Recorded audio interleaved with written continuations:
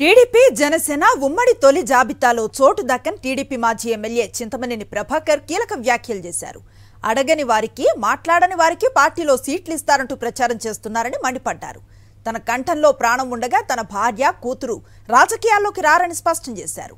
చింతమనేనంటే TDP, TDP అంటే చింతమనేనని దీనిలో మరో థాట్ లేదంటూ వ్యాఖ్యానించారు. కమ్మరికంలో తనపై అసంతృప్తి ఉందంటూ ప్రచారం చేస్తున్నారని ఫైర్ అయ్యారు. తనని కాదనే వారు కమ్మ కులంలోనే కాదు ఏ కులంలో కూడా లేరంటూ బీరాలు పలికారు.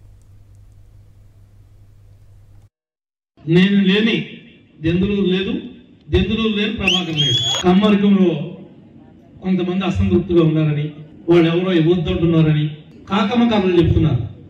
మన పార్టీ నాయకుల ద్వారా ఇక్కడ ఉన్నటువంటి కమ్మరికంలో ఉన్నటువంటి మన లీడర్ల ద్వారా ఛాలెంజ్ చేస్తున్నారు.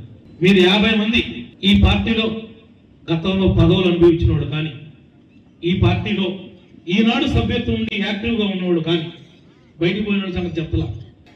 నన్ను కాదనేవారు కమ్మరి కులంలోనే కాదు, ఏ కులంలోనూ లేదు.